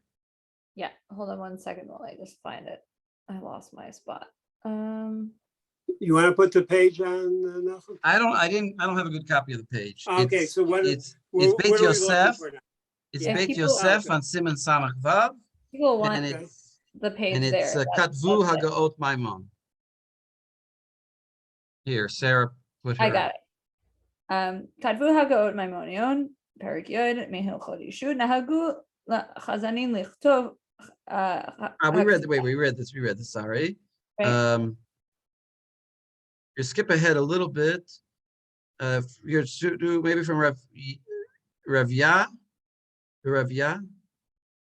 The Ravya Kibel Me'aviv. We read this too. De'im hikdim haktuba ve'azman bayom v'naaseh hakinyan balayla kasher. So the Ravya says that even if you, if the Ketubah says the daytime date, but you actually do it at night, that's okay. Because I'm reading Beperik Bet Gitin Ketubah K'maaseh Beitin Damya. Wait. The im hikdim haktiva v'hazman b'yom. What does he mean v'hazman? You're saying he wrote the date for the daytime. V'naaseh kinyan b'layla. But they actually did the actual kinyan at night. So. Right. Because it's writing it not at the there's like a sofer who's writing it in advance, and they say the wedding's going to be during the day on Thursday or whatever it is. And then they actually did it at night. Then actually they got distracted and it got late, and so then so then you might say the ketubah is invalid. Which kinyan did they do at night? Which kinyan is that? Right, Is that's that a the- good question. Is that the kinyan on the ketubah or is that the kiddushin? Is that the kiddushin? What do you On think? the ketubah. I assumed I thought it was the ketubah, kinyan too. on the ketubah, I but think Yeah, so. Rashi I says think it's it's the the kinyan on the kinyan. ketubah. I also think so. I think it's the kinyan on the ketubah. but maybe there's a reason to think otherwise. I don't know. No, I think it's kinyan on the ketubah. So in other words, so when did they do the kiddushin? A Maybe year they ago. did that at night too. I don't think so. No, I don't think so. I think, you see, that far we're not going. I think what we're saying is like they did. This is all I think he's saying. They did the whole wedding in a day. We're not saying we did the im hikdima ktiva vazman b'yom. In other words, they did that, and then they did the kiddushin b'yom. But the kinyan of the chuppah, no, the kinyan. The kinyan of they forgot to do the kinyan of the ketubah. Like, In other words, I want to say like this: the minhag was at this time that they did the way the Sfaradim do today, which is they did the kiddushin in the day, and then, well, it could have been the day also, but later on they do the kinyan on the ketubah and then the chuppah. That's the way a Sfaradim wedding is. You first have kiddushin, and then under the chuppah you do the kinyan on the chayavut of the ketubah, and you do the signing and the signing of the ketubah under the chuppah, and then you do the brachot of Sheva brachot. So what he's saying is, that's what I think, that he's saying is that the kiddushin and the zman and everything of the writing of ketubah, all done kosher, all done on the same day, no date problems, because the date is everything's fine. The only thing is the actual kinyan of the chayavut of the ketubah, which is from yesterday, was done today. It's done late in the evening. That's what's allowed. I wouldn't go any further than that. You see what I'm saying? I'm limiting it to that's simple case. and when he says that's kasher, that just means that like you don't need to write a new ketubah. Yeah. But then, okay, you can stop me if this is too far afield, but like, I can imagine if the case is as you're describing it, and like, let's say they forgot to do it until after they've already had Bia. Now what? And say they want to get divorced. What do you say? Like, They did what? in the intervening time between when they did the kiddushin and all the other stuff. Very interesting. And when he did the kinyan on the before they did the kinyan, they want to get divorced. Well, we have tonight, so that's no problem. We have tonight Beit Din. I see. Okay. We have tonight Beit Din still, but it's a good question. You're right. He didn't do a kinyan on it. There's no real chalut. Well, by the way, why do we do a kinyan on the Beit Din? Isn't the shtar enough? Can't I write a check and say, here's your money, and I don't need to I don't need to lift up your pen in order to give you, the check. A check works in halacha. Why is it? Smicha Stas. You talked 40 minutes on Smicha. I have an answer. I have a very technical answer. Yeah. But we'll get there. We'll get there. I have a very technical answer. Can't leave us in suspense for this long. This is exciting, actually. Exciting. Why do we do this? Because everybody wants to know, why do we do that? And I think I have the answer. So go ahead, continue. I'll keep you waiting until we get to the Shulchan Aruch. Okay, this is very fulfilling because I was at my sister-in-law's wedding yesterday and they almost didn't do it. And I was like, no, you got to do this right now. And you didn't know why. No, and then they were like, why do you care whether I lift up this this pen? I'm like, no. Anyway, it was funny. It got done. It was all okay, but it was hear my kasha. I have a really good kasha. My kasha is okay. I'm waiting. I have a though, signed document. For God's sakes, I have a signed document with 2 witnesses that says you're going to get the money. You're going to get the money. What do I need to do any lifting of things? So don't answer. We'll see the answer. This is why sister-in-laws shouldn't be learned. Beware of the dangerous sister-in-law. Okay. Dangerous sister-in-law. Continue on, Sarah. Okay. Kasher is where we were, right? Kedamrian and get bet digitin. Tuba kamase beitin damya. Okay. v'nichtava b'yom v'nechmata b'layla. So you wrote it during the day and then you signed it at night. Well, that's a Maaseh Beit Din. In other words, Maaseh Beit Din is done like that. Maaseh Right, Beit but Din that's is how you normally do it. done. It's kind of like maybe tell me if this is a good comparison. It's kind of like Yom Kippur, right? Yeah. Hashem sa and Ne'ilah is the Chatima in the nighttime. Okay. Okay, so go Uh, ahead. Wait, sorry. I think you might have already answered this, but a clarity on what the aktiva and what's the aktiva vehazman? What is that? The way I'm explaining it, although I didn't really omed on this nekuda, I didn't really think about this point too much, is that the zman means that the zman is the ktiva and the zman were all done in the daytime. In other words, the zman, you didn't post date the check. You meaning the actual physical writing of it and the date that was written on it.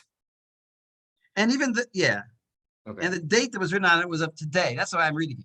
Now, but maybe I'm wrong, but that's why I'm reading it. The date was, in other words, if it was before nightfall, then the date would be of the before nightfall time. And the ktiva was before nightfall. The im hikdima ktiva vazman b'yom v'naseh kinyan b'layla. He doesn't talk about the chatima, but the kinyan and the chatima go together, you see. So the chatima, you see, the chatima and the kinyan can be later because they're just signing about something that happened previously. Why can't I sign 3 days later that on Wednesday you did X, Y, and Z? I'm signing on it the next day. What's the problem? The date is when the thing happened.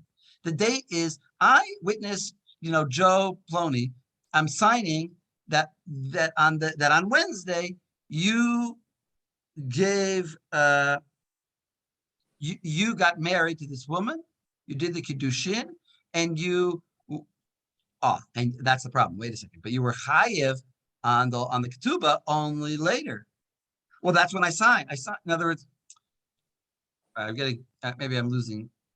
It's a little bit flawed what I'm saying, so I'm a little bit annoyed with it. But what I'm saying is, I think the whole thing is on the daytime, and the signing and the kinyan are at night. But the date, I think, is in the daytime. I don't think the date is at night. That's the way I'm going with it. It could be that the date is at night, but that's where I'm going. Okay? Sure. No? Yeah. You have a problem? Parts of it, but we can keep going and I'll ask. Yeah. If you have ask me afterward, or you think it was all you think the date is of the nighttime? No, I'm not understanding exactly, especially because I'm used to the practice of that it gets written well in advance. So why is the act of the ktiva at all relevant? I don't know. I'm just confused, but I want to keep going. Let's keep going. I don't know why the ktiva is relevant so much, but yeah, go ahead. All right. So continue. Kedamrin and prepare comma the gitin. Oh, I read that. Keep reading the same line over and over again. Okay. Miha tosfot pirsho de pasul mishum hatosefet. So delayly. De pasul. It's pasul. This is not good. Why? Because of the tosefet. Because the tosefet, remember, there's the ikar is what she gets from Tanai Beit Din. The tosefet is what he decides to add.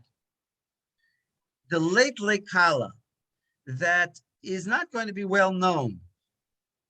In other words, because it's unique. It's not generally known. That's the way I understand it. It's not going to. I understood it as in people don't know in any particular case dafka what the tosefet is, and as in everyone knows that there's a ketubah that has this basis of da da da. But in any particular case, you don't necessarily know exactly how much he's promised her. And therefore, what? You're right. And therefore, why is this kosher if it wouldn't be for the tosefet? Because there is a call. There is a call by the ikar. Yeah. There is a call by the ikar. There's So an how does idea that of call help everyone us? knows what they were signing. Everyone knows what they were agreeing to, essentially. Mm-hmm. So maybe the ketiva, to answer Yavni's question, maybe the ketiva is the signing. I think the ketiva might be the signing of the writing of the date. and then the chatima is just a signing of the signatures, such that if you say It doesn't mention chatima. It does. It does. It does, because I think It it's like mentions if I chatima by the Maaseh Beit Din. It doesn't mention chatima by But I think- the I ketubah. think I The think point it's of the right, comparison is supposed to be to the chatima Right. of the. I think Right. right. If I say this ketubah is on May 22nd and we actually signed it on May 23rd, for the ikar it really doesn't matter because everybody knows the ikar was magiela no matter whatever. But Why do for I the need a Tosef- call?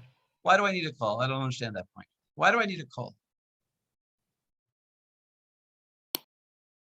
I think because that's really the only thing you're going to rely on. Right? If the document is potentially invalid, it's okay because there's a Tanai Beit Din for the ikar. But Right, for that, the like, we Tosefet, know, no we matter really what, need the she- document to be right. So the document needs to be correct. It Like, is I think correct. what's underlying this is It's It's basically like saying, it's in fact it's ideal. Every Beit Din does it like this. They do it at night. So why isn't it ideal? Why do we need a call?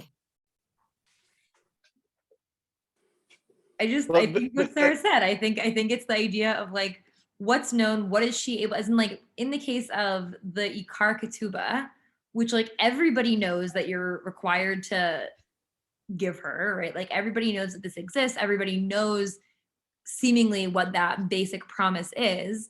Then like the exact date this happens, where we're like, you're less worried about like a forgery or about whatever, because it's like, yes, of course he's going to pay her at least 100 or 200 zuzim. Like we know that that's what this consists of. Whereas the Tosefet can vary from person to person, right? And so given how specific a Tosefet can be, and given how widely that can vary, like it matters more to have like I think specific recordings of what this consists of, and to be really dafka about. So it's like this. So yeah, I agree with you. So it's like this, that there's a concept called well, I forget what it's called, but there's a date that a post-dated check is permitted, but a pre-dated check is forbidden in halacha. Why is a pre-dated check forbidden? And that's what this is kind of. It's a pre-dated check.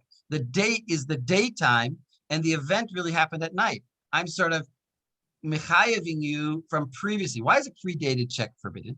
Because the order of when you go bankrupt or when people want to collect, the order of the dates is what affects the priority of the collectors. The earliest check, is going to get priority on the money of a person, and later checks get less priority. So if I wrote a lot of checks and then all of a sudden I write one and I write Ki'ilu, it was a year ago, then this person is going to get all the money, and all those people thought they had money coming to them are going to lose it. And that's not fair, because even if they did their due diligence and checked out and saw there were no checks, well, turns out there wasn't a check, but I created one. So predating things is illegal unless there's a call, unless everybody knows what's going on. In other words, you're getting married, and so everybody knows that this money has been obligated. Yeah, that's a very good deal. Anyway, so let's go on. Continue on, because I really need to get the Shulchan Aruch. So continue on. Okay, umihu im asa hakinyan bayom yacholim lachtom matai sheyirtzu kedamri namhatam vavakama ki yaida to yoma de atkintu be katvu yoma da atkintu be ad kanashon. Okay, so basically, if you want to do the kinyan during the day, then you can sign at night, or sign whenever you want, because of a like sort of similar case in Bava Kama, the details of which I would have to look up to understand. Yeah, all right, it's not important. Go on. So Okay. wait a second, but it is important, because we're saying that you can sign at night. Right. Okay. So I guess this is, but why isn't that predating the check? In your comparison. Mm-hmm. It's not. It's just the chatima is the only difference at that point, because he did the kinyan on the right. Because iaditu, if you know the day that he did the kinyan, If you know the day that he did the kinyan, then it's fine.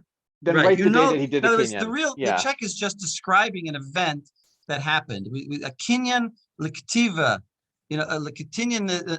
I forget exactly the language. A kinyan is for l'ketiva nitnu. In other words, every kinyan is intended can be written down at a later date. It's there for the writing. because the event has just happened. The writing is just describing the event. If I read a documentary about the 6-day war, so it's accurate. It just I can write it today about what happened at that time. All right, we'll go on. Okay, וזה לשון התוספות, פרק ב' דיגיטין, יש מקומות שנוהגים לכתוב הכתובה בערב שבת. ולחמתה במוצאי שבת. So there are some places where they write the ketubah on Erev Shabbos and then they sign it after Shabbos. ואין נכון לעשות כן, but you shouldn't do that.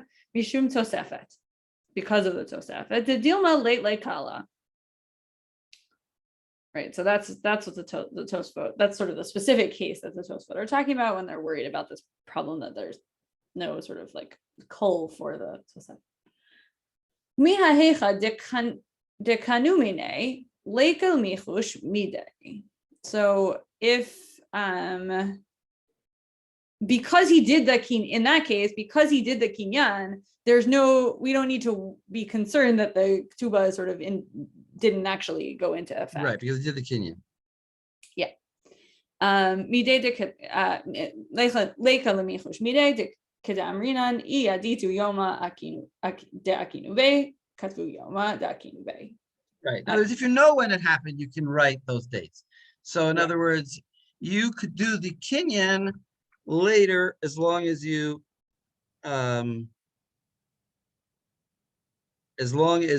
know when as long as the kinyan really happened previously. All right, let's go to Shulchan Aruch in our remaining time. Let's go to Shulchan Aruch. So I have to do at least Sif Aleph. Where are we?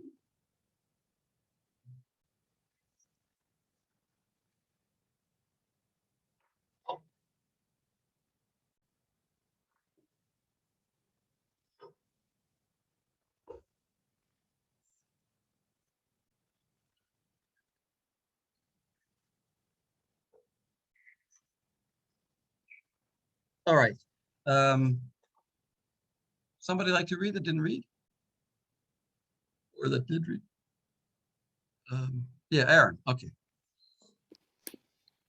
אסור להתאחד עם הכלה קודם שיכתוב לה כתובה, ויש מקילין ומתירים להתאחד בלא כתובה בלבד שלא יבעול. Around there, so it's forbidden to be alone with. Oh, we didn't read the. Unfortunately, we didn't read the tour. We went right to the Beit Yosef, but fine. All right. So he says, "Asur l'yitached im hakala kodem sheyichtov la ktuba." But maybe you can do the Ramah says you can have yichud as long as there's no bia. Right. And that's the Ran, and that you see in parentheses that's the Ran. That was the first thing that we saw today. That right. Go ahead. ואפילו אם יוצא לאחד לה כתובתה במעות או בשאר מטלטלין, אין שומעים לו אלא צריך שיכתוב לשטר על עצמו בדמי הכתובה, וכל נכסיו משובדים לה. או שיעידו עליו עדים ויקנו מידו שהוא חייב לה מנה או 200. So it's slightly different from the Torah. So he can't sort of set aside a particular object for which to pay the ketubah. He has to say that all of his there's a lien on all of his property. Wait.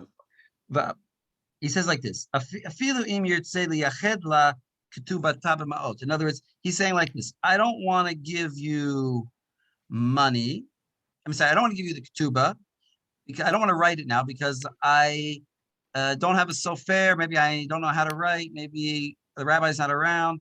I'm going to give you your money right now. Right. Obashar metaltalin. And shomim lo. He's not allowed to do that. He has to write her a ketubah. Ela tzarich ketov like shtar. He has to write a shtar ketubah. Al atzmo b'demei. Do you have this from like those baraitot that we get about the idea of if it's meant to be kala lotzia, right? The ones of like, oh, if all the stuff is just already gathered, like bet avia or bet chamia, you can already be like, all right, well, it's done, like goodbye. Exactly. Whereas if it's a star, then you don't have it all like ready.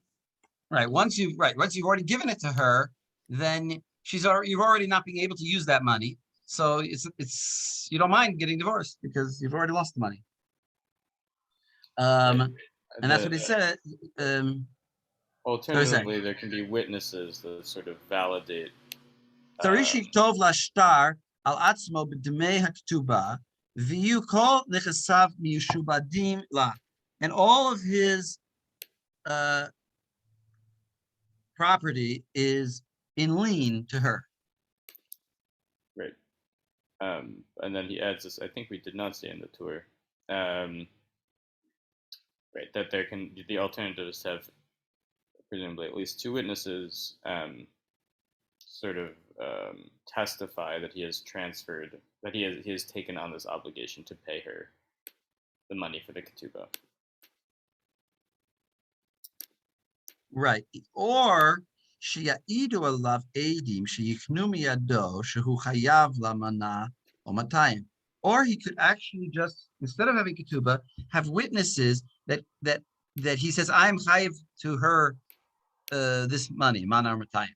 So in that case, he hasn't lost the money yet, but he will lose it if he divorces her. So that should work. And there's a very big, we didn't go into the diyun, but maybe you saw it in your learning. There's a diyun in the Rambam, what the Rambam means, because the Rambam mentions this, and it's not clear whether he mentions this as equivalent to metaltalin, which is permitted for a temporary. Now, the Rambam says like this. The Rambam says that metaltalin you're allowed to use on a temporary basis, because that's the Gemara of Rav Ami that said you can get married on Shabbat even without a ketubah, and you'll just give her money. And then after Shabbat, you'll write the ketubah. So he says that's just temporary. That's just if there's no other choice. And then he says, or you could do witnesses. And it's not clear whether when he says, or you can do witnesses, he means that's like metaltalin, temporary, or it's actually a more permanent kind of solution, the witnesses. And so here he's bringing it as the Beit Yosef basically goes against everybody. Well, not everybody. He holds like the Maggid Mishnah, but he goes like against most of the other people who and he learns that these witnesses do count as a ketubah, because they functionally it's the same. Functionally, you're going to be out the money. So he learns the Rambam that it's dafka witnesses are allowed. And that's what the Ramah comes and says, no. So go on with the Ramah. And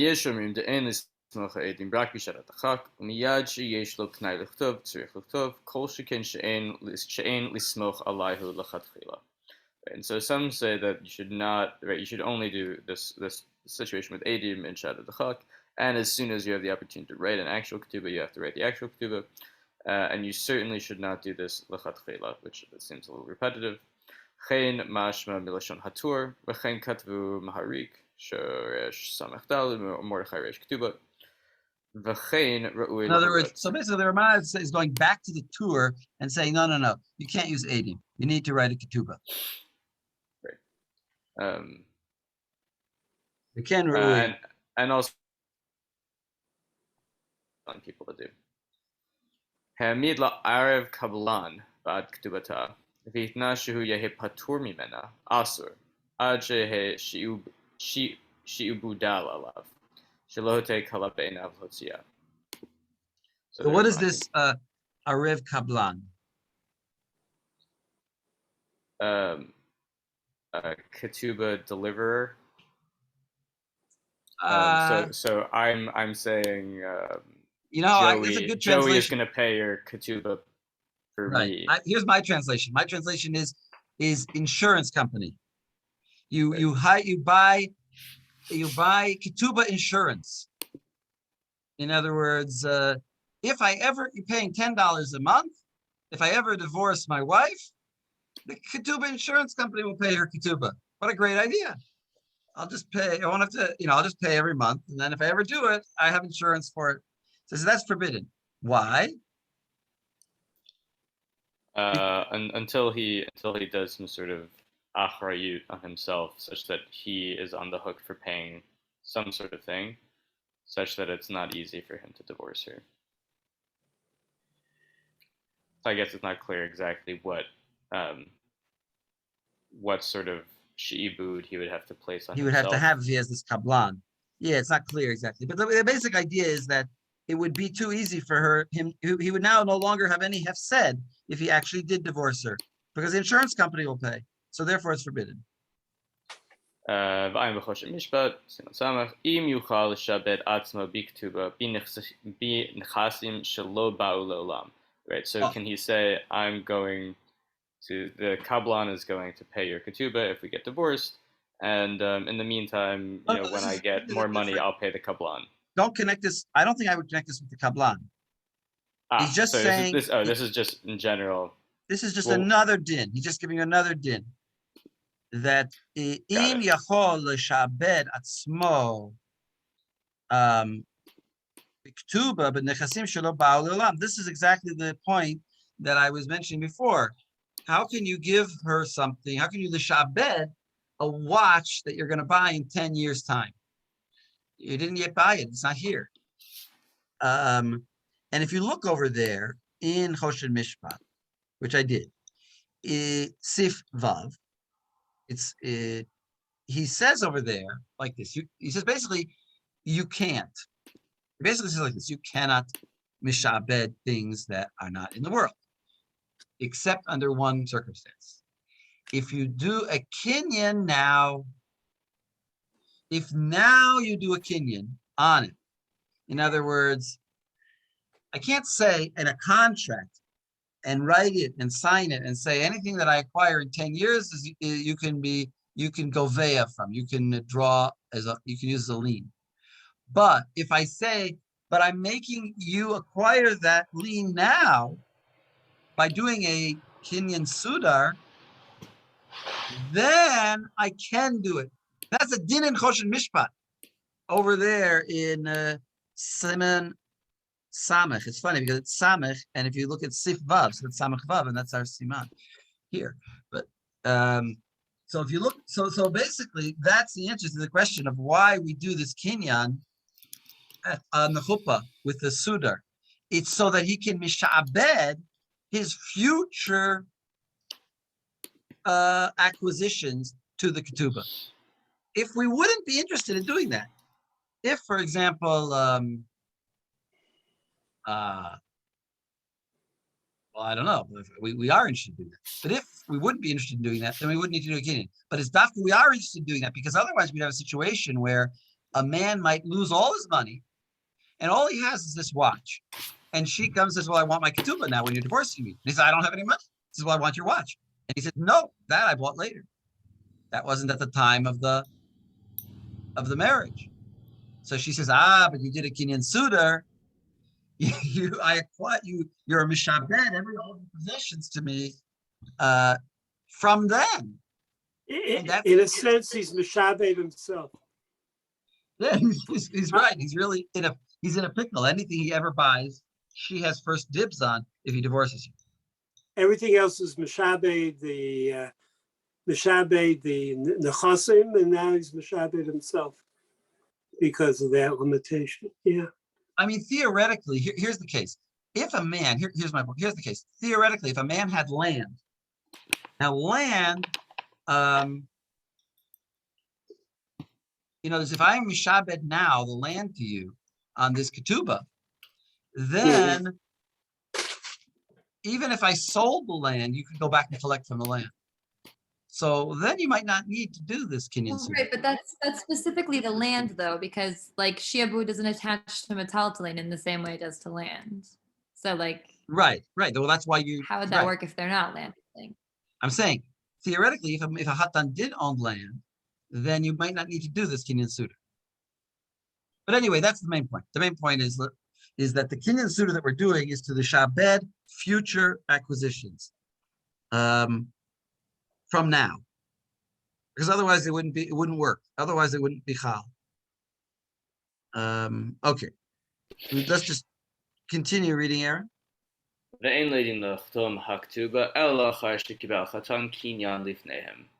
Eidim should not sign until after the chatan has finished the kinyan sudar.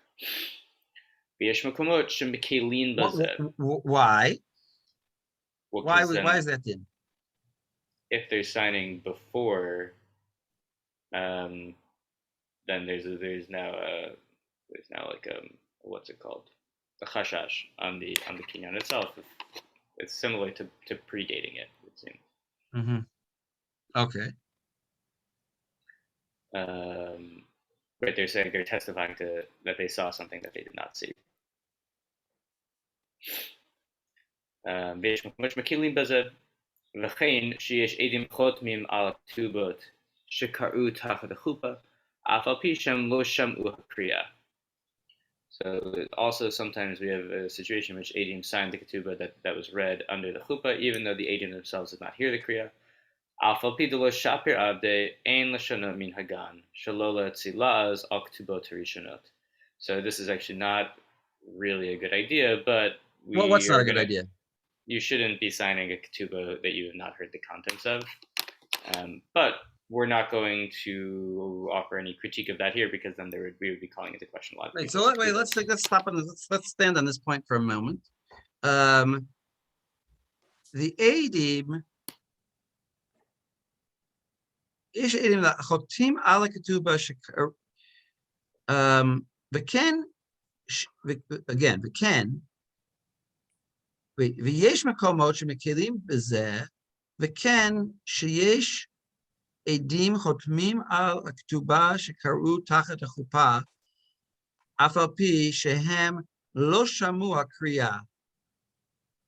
What is that? Why did they not hear the kriya?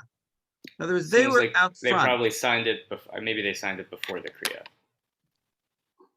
But it says the top of the, or like maybe they came, I don't know, maybe like if this is happening like at the chuppah, maybe they like came into the ceremony. Then in either case, they didn't hear the thing being recited. No, right. They came. I thought that they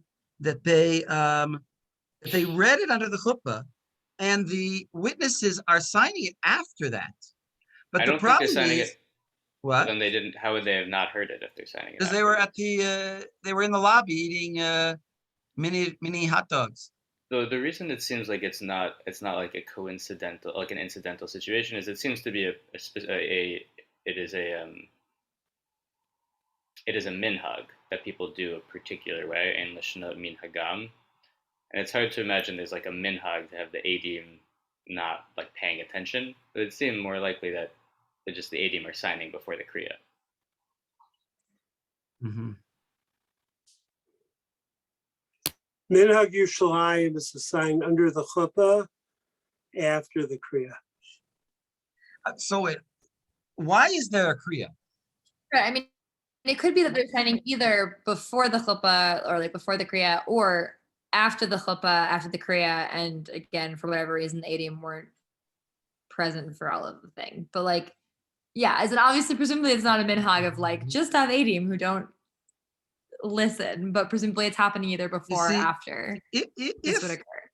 If it would be like you're saying, then why does it say lo shamu hakriya? I mean, you may saying it should say od lo shamu. They didn't hear it because they weren't there. Or was an old or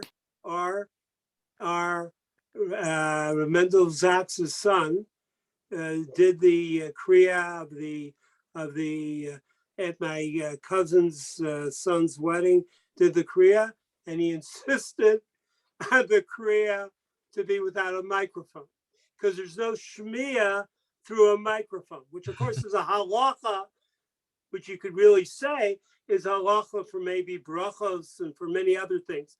But he insisted, and the Eidim didn't hear it. Now, how far away were the Eidim standing? They were under the chuppah. The Remendel's son was 87. It caused this is what happened. This is what happened. Well, so it can happen. All I'm saying is, it can happen. It's also interesting, just because like I've been at a lot of weddings where they read like part of. Well, this is what I want to say. Normally at the Chassan's Tish, I was just at this wedding, and I didn't like what the rabbi did, because he didn't read the ketubah to the chatan, to the edim carefully. He just sort of said, you're gonna, give her all this stuff and blah blah blah. Just said you're gonna take care of her, you're gonna fanek her, you're gonna be nice to her, you're gonna give her stuff, and you're signing that you're doing that. And I think that the whole purpose of the reading of the ketubah, we always say it's to make a hefsek between the Maaseh Kiddushin and the Maaseh Chuppah. But I think that's a later reason. And I think the original reason is so that the Adim should know what they're signing. Never sign a document that you didn't read. Now, it could be that some Adim don't know how to read Hebrew. So we read it out loud for everybody, not to embarrass them that they don't know how to read, and we read it for them. And we're essentially reading it to the Adim so that they should know what they're signing. And therefore, we have this question, what about if they didn't hear it? Shelo shamu. They're supposed to hear it. You see, and I think that from the fact that it's in the past tense, but shehem lo shamu hakriya means they're signing and hem lo shamu at the kriya. If it would have said that they're signing before, it would have said shelo yishma'u or she'od lo shamu. But it doesn't say that. It says afa pi shehem lo shamu at the kriya, and now afterward they're signing. In other words, they're signing after the kriya, like Minhag Yerushalayim, because they don't sign until they hear it. And that's why we read it to them. Now, so how could it be that we can do this? They can sign and then they didn't hear it. Now your problem is min hagan. We allow them to do it. Min hagan is even if they didn't hear it, we let the minhag is to let them read it, let them sign it, even in a case where they didn't hear it. Right. You could say that the minhag is just like not to require like a reread for the adium if they didn't hear it the first Exactly. time. That's the way I would want to try to read it. But I'm doing another chiddush here, which is that what? No, I was just gonna say it's interesting. Like I've been to multiple weddings where like they read the ketubah, but they don't read the entire thing, especially because like some of these weddings where they're doing a double ketubah, like that's just a lot. Like that's just a lot to read if you're having multiple readings. But my assumption is that they're having like the adium potentially like read the ketubah outside of the case of the official recitation. Exactly. That's what I would say. I would say that like nowadays They actually, They don't. There's in most rabbis. Very few rabbis. Well, I sit with the Adim beforehand. I would say that my two chumras, Nachum Danzig's chumras, are so far that you should really read. You could translate the entire ketubah to the chatan and to Adim beforehand. Doesn't have to be the kriya, so that they really know what they're signing. And the second chumrah is that you, well, it's not really a chumrah, but the second chumrah is that you put on the, like in the wedding picture that I sent, that you have a chuppah with a talis, in addition to the, not really a chumrah. It's just I think it's just a nice minhag, and it fulfills certain opinions about what the chuppah is that we talked about earlier in the year. That you should put the talis over the chatan and the kala. I think it's nice. Similar to the Bach, I think, who is the one who said like you should just try to do as many different things to check. Exactly, the Bach said we do everything. So right, exactly. So I like to reinstitute that, and to be careful to read. Also the litter. Oh, to carry her. I would. That's a little. That's also a nice minhag, but I would say it's too hard to actually do in reality. Each of them. Both of them. I mean, never mind. Look, I mean, this is what you do. You should have the double tishes, and then if it's a double carrying. If it's a straight wedding, then maybe the guys ones like dance him, and all of the girls guests just carry her out into the bedekin. Yeah, I think that's true. You should. Well, I think no. Here's how you should. Here, I think you'll carry him, but I think that the original. No, you're getting very sentimental here. It's very sentimental. You could walk the chatan down with the chuppah over them. That's also the old minhag. You walk them down carrying a mobile chuppah. Anyway, but yes, I think so. The 2 points, the 2 interesting points, I think, especially from today's class, are one, the idea of the kinyan with the pen or with whatever item you use is to be mishabed, is particularly to be mishabed future acquisitions to the ketubah so that she can acquire from them. And the second interesting thing is this last point, is that the real reason for reading the ketubah is so that the adim will know what they're signing, and it's really not good if the adim didn't hear the ketubah because they're sort of signing on kind of the assumption that this is a normal ketubah. Anyway, Shakayach to everybody. Our evening is, I have a quick announcement. okay, go ahead. One is just, I think I've spoken to everyone. We're doing Easter Beheter this coming year. That's one. Two is I think we'll do it. We're building a advanced Gemara shir, which will emphasize Rishonim and some Achronim, which might be an alternative for those. It's an alternative. Not sure what night and all the rest. Third is I will be giving a Talmudic, calling it Talmudic theology, but basically kind of on the basis of what I did at Shir Klali, but some of that stuff, and talk about certain issues, and a section on a take on Supure Chazal. Anyway, we'll write it up. I'm just going to tell you what's going to be out there. And Wander wants to say something. What? Oh, are these all on Zoom or some in person? There's going for sure the Talmudic theology. I just like the term. The Talmudic theology one will be both, not hybrid. There'll be a in person, and there will probably not hybrid, and there will also be a more public. Basically, for people who are present in the city, there will be you can do a weekly shir. There'll be something on that. The others will be probably the others meaning the Gemara one will probably be hybrid. It's trying to figure it out, but we're actually excited. Major thing is that we learn. What do you got, Goldstein? Yeah. Sorry, Rob. This probably came up at the beginning because I apologize for being late. Next week for those of us who have 2 days of Yom Tov. No class next week. Okay, no class next week. Okay. Wait, who has 2 days of Yom Tov? Me. I live in the Galus. A lot of people here. Oh, okay. So our last year is when? The week after next. I don't have the date. I don't know. We only have one more shiur. I think so. I mean, if there's popular Don't demand, say we could anything do. more. We'll see if there's any welling up swell from the Well, community. related to the days of Yom Tov, if you are in Jerusalem and you're going to be around on Shavuot, we're doing a Tikkun Leil, and it'll be really nice. That's right. Ah, And I will feed you food. not just a tikkun leil. You're going to give you physical nourishment. Okay. Yeah. Okay. All right, everyone, accept the Torah, please. Laila Tov. Laila Tov. Trying. Thank you. Bye. Thank you. Shikach.